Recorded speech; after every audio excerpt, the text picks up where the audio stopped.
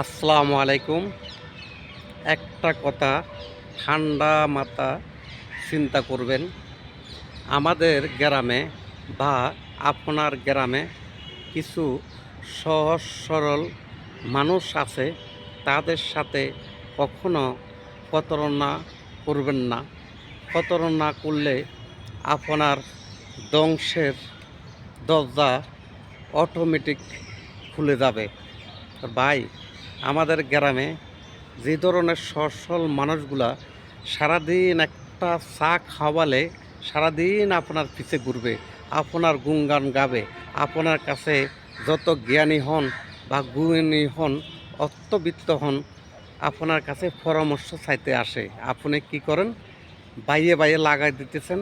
যে সম্পত্তি শুধু থাকার জায়গা আছে সেটাও বিক্রি করার জন্য প্রতারণার মাধ্যমে বলে দেন।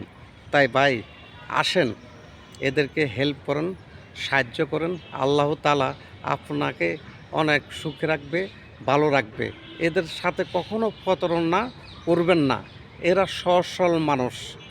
আপনি এই প্রতারণার কারণে আপনার কিছু যদি না হয়, আপনার ছেলে সন্তান ধ্বংস অটোমেটিক হবে ভাই। তাই এই আমাদের গ্রামের, আপনার গ্রামের সহজ সরল মানুষগুলাকে সবসময় সহজ সরলভাবে মেনে নেবেন। ভালো থাকবেন, সুস্থ থাকবেন। আসসালামু আলাইকুম।